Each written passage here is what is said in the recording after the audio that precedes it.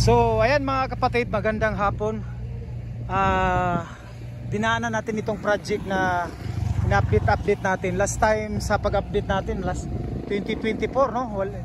Mataas pa ito. So ngayon talagang pwede na siya madaanan no? So ayan no, sa next vlog natin, kasi nadaanan lang natin, i-ano natin ito, i-vlog natin. Ito yung project ko, 24LO 0025 construction, GCT Davao. Saan ba ito papunta?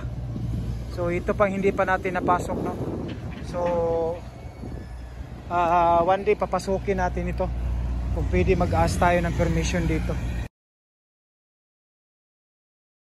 So last time nung nag-vlog tayo, doon pa sa ibabaw pa tayo kasi ini-script nila. Ngayon medyo bumaba na may daan na talaga. Bali itong bundok na ito na script na, pero last time hindi pa ito madaanan dito talagang ano. So sa sunod natin na vlog, i-update natin ito, papasukin natin ito doon kung saan talaga ito tagos no, saan ito lulusot. Ayan. Ayan o, shoutout. Ayan, so tiga to 8 pala mo gawas na sa tiga to 8. Ayan, so papasukin na lang natin mga kapatid, dahil last time talagang hindi madaanan to. Ngayon medyo ano na, so mayroon tayong mga ano, nagtingin ng sticker. Pasukin natin ito. So babalik tayo dahil pupunta tayo sa Buwaan no, yung ina-update natin na bypass road bridge, underpass, and dyan sa may twin tunnel no, North Portal. So papasukin natin ito. So last time nandoon kami sa ibabaw, hindi pa ito. So ngayon medyo talagang na-script na. So ito na yung nakuha no, na baga na ano na, nabiyak na talaga itong bundok na ito. Ayan no.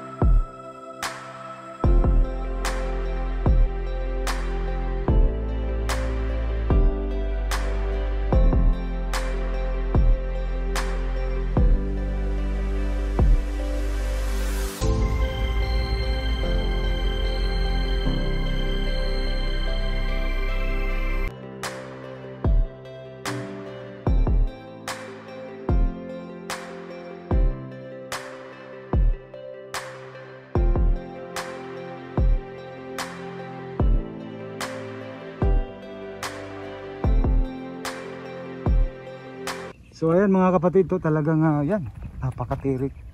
Pero yung mga bao-bao dito, yan, dumadaan dito. So yan no, medyo maano.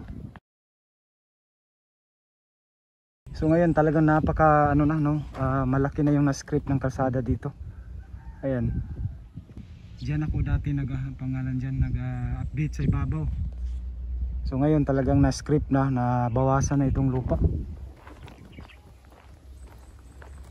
So So pupuntahan natin, hindi na tayo makano kasi medyo bahada talaga, matirik talaga. So parang temporary pa lang ito na kalsada dito.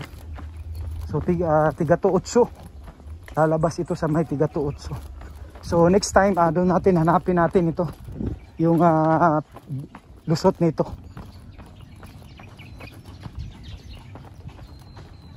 Hanapin natin ang lusot nito.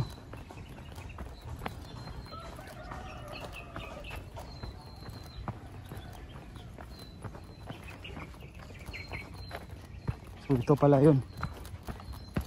Saan ba ito lulusot? Ito na.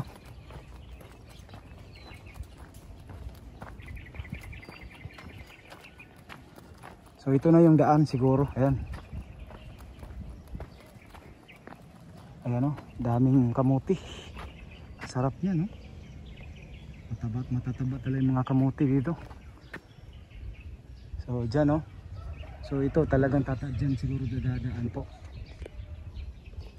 Street itong kalsada na ito. Actually may tulay dyan sa unahan at simentado na. So ayan o.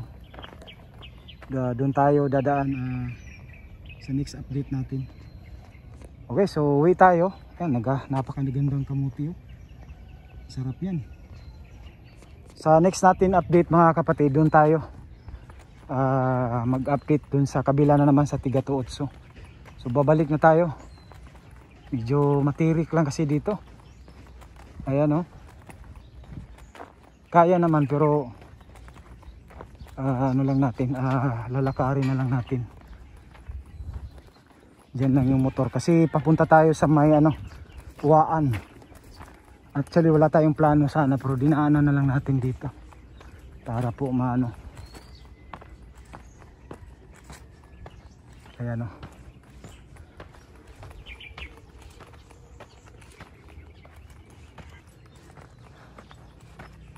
Ayan.